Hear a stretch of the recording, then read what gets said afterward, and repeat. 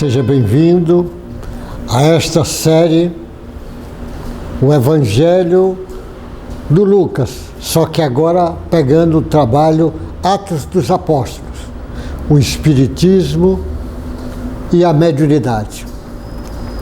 Atos dos Apóstolos é um livro que eu sempre chamo a atenção, é como se fosse a continuidade do trabalho do Cristo. Só que o Lucas ele escreve sobre Jesus até quando ele faz a ascensão. Depois da ascensão, começa o trabalho dos apóstolos. E ele escreve sobre alguns apóstolos, não é todo, ele quer chamar a atenção para dizer como é que aquela comunidade cristã que estava se formando agia, porque ali vai servir, Jesus é o guia e o modelo.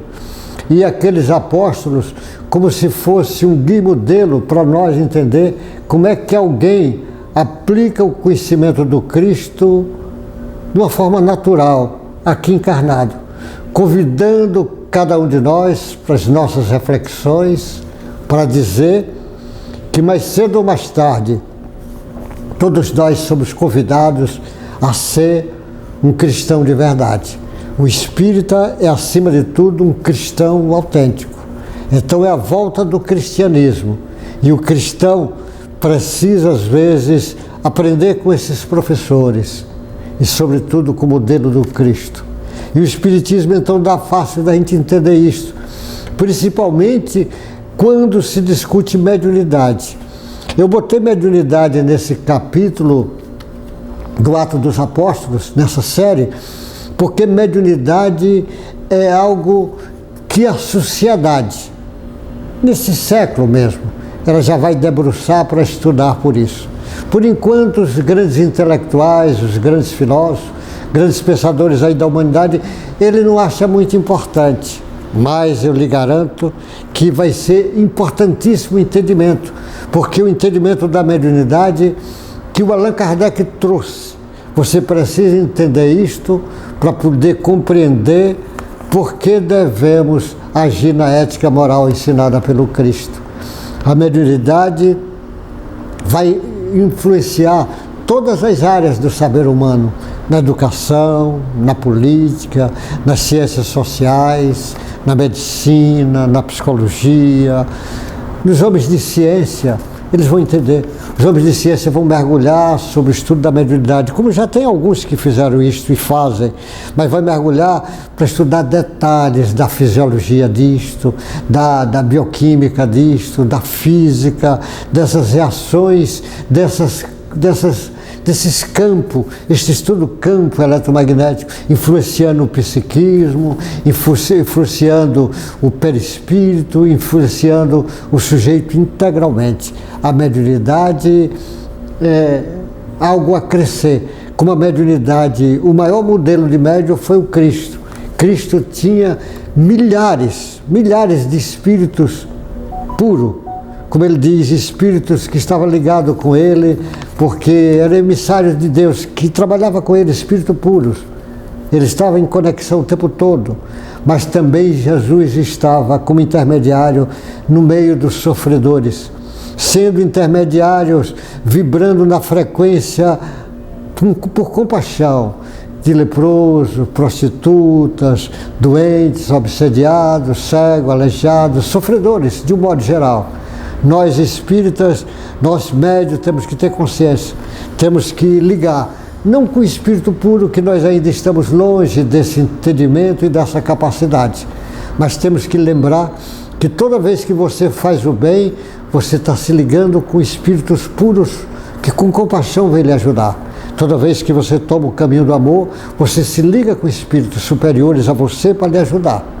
Mas você também tem que entrar na frequência com compaixão dos mais sofridos, doentes, obsediados, prostitutas desvairadas, bandidos, mas você entrar com compaixão, para entender a dor, o sofrimento, porque nós estamos num planeta de prova e expiação. E o médium, ele precisa compreender, auto-entender no processo educativo, mas também ir na direção do próximo. Porque se você quer amar Deus, você tem que amar o próximo. Como você pode amar Deus se você não ama o próximo?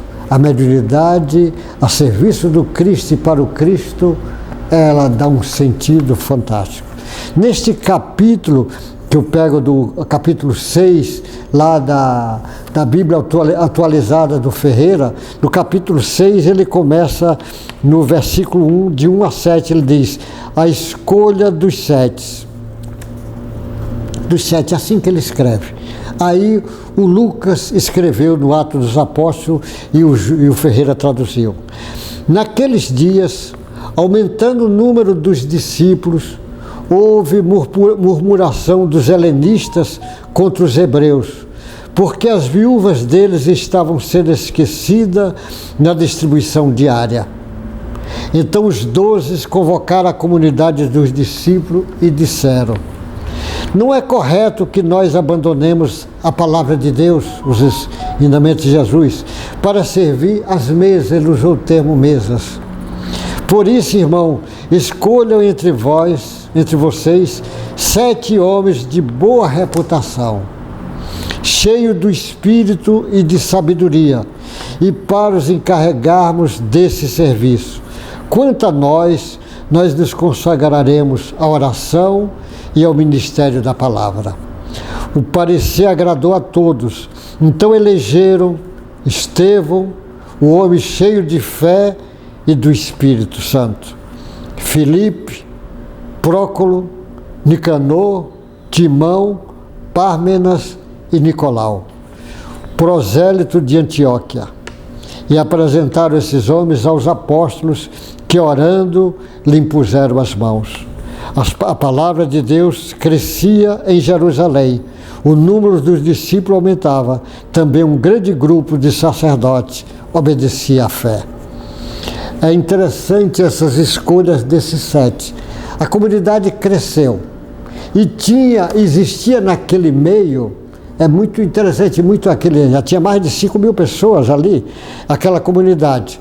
Existia ali os judeus que viviam em Jerusalém, que falavam o aramaico como a sua língua, mas existia judeus que moraram em outras regiões, que o grego era a língua deles, e eles estavam ali agora. Então existia quase uma diferença entre os que falavam aramaico e o outro. É como se fosse aquela coisa dos preconceitos besta. E alguém reclamou que as viúvas dos helenistas lá não estavam recebendo ajuda igual.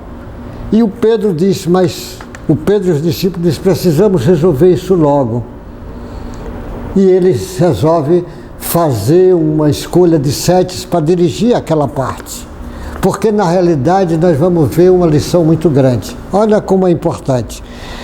A comunidade, isso serve para qualquer comunidade, para um centro espírita, para qualquer coisa.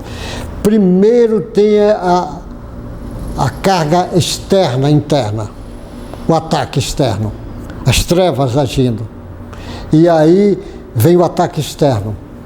Prende os discípulos, manda invadir, manda detonar, o sinédrio julga, manda prender, dá chicotada.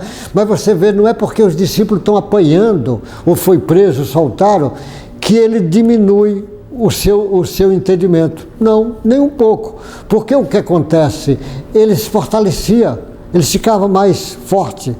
Aí houve a infiltração interna. Essa infiltração interna, que foi no caso que eu falei, do caso da Safira e o Ananias, que ela quis, se vai descer, deu uma parte do dinheiro dizendo que deu toda, e isso criou transtorno para eles, que é de normalmente uma comunidade, um encontro, um centro, um grupo, precisa ter os ataques externos. Mas tem os ataques internos, essa infiltração interna, sobretudo pela vaidade, pelo orgulho e pelo egoísmo. Você precisa entender isto, você precisa trabalhar isto. E um dos caminhos mais fortes do trabalho é, primeiro, a oração. Segundo, falar lá do Cristo, os ensinamentos do Cristo, que é como base, porque o Cristo é que vem acordar a essência divina nossa. E a pedagogia espírita dá para você entender isto. E a outra base é o trabalho social, mas ele diz, às vezes a comunidade sai do foco do trabalho dele. E como isso estava crescendo e precisava muito, se os apóstolos fossem fazer a distribuição, ia deixar o foco de falar do Cristo que eles precisavam. Aí eles elegem um grupo, mas de todas as pessoas já muito tarimbada. E o Estevão é considerado o chefe. Escolhe 7 e o Estevão é chefe. Porque o Estevão, além de falar bem, tem muito conhecimento, era também um coração bom, porque é como se dissesse à comunidade, precisa o início, o centro espírita, precisa trabalhar muito isso. A oração é base, a oração é base. Depois da oração, ele precisa entender os ensinamentos do Cristo, ou seja, o Evangelho de Jesus debaixo da pedagogia espírita. Depois, o trabalho social, ou seja, a fraternidade, treino de fraternidade. Por isso que o espírita olha como Jesus ensinava, mas Jesus exemplificava. Jesus fazia oração e mandava que fizesse oração. Jesus falava do Pai, mas Jesus também distribuía pães e peixes. Jesus ajudava as pessoas. Jesus curava as pessoas, Jesus trabalhava nesse sentido, que nós precisamos entender isso muito bem. Precisamos entender isso muito bem. Aí, o que acontece? Ele escolhe esse grupo que ele chama trabalho de mesa, para não perder o foco. É muito importante, às vezes, um centro espírita não perder o foco, que às vezes acontece de perder foco. Alguém, vamos tomar esse caminho, vamos enveredar por esse caminho. Sempre olhe, está no caminho do Cristo, está no caminho de Kardec, bate Jesus e Kardec, vai em frente. Não bate, pare para refletir. Por isso que o Emmanuel diz para o Chico, Chico, se eu me afastar de Jesus e afastar de Kardec, se afaste de mim. Esses ensinamentos é muito forte que ele está dizendo, se afaste de mim. Então você vê que ele vai fazendo, ensinando, e ele diz, e tudo crescia. Então essas escolhas do 7 é fantástico, principalmente porque escolheu o Estevão como chefe. O Estevão ia dar uma lição fantástica para todos nós. O Estevão seria o primeiro mártir do cristianismo. O Estevão seria morto. E o Estevão, é o Santo Estevão da igreja, ele deixa uma lição fantástica. A escolha dos 7, aqueles 7 eram gigantes, mas aqueles 7 trabalhavam o lado social. Por isso, numa casa espírita, você vai ver sempre trabalhando esse lado social. Você vai ver o Chico ensinando, trabalhando, fazendo as psicografias dele, ensinando, dando lições. Mas o Chico não dispensava aquela sopa para aquelas criancinhas, o Chico não dispensava aquela multidão que ele fazia a distribuição de alimentos, o Chico não dispensava as visitas naquela casa simples, a oração, ensinando eles a fazer o Evangelho no lar, sempre.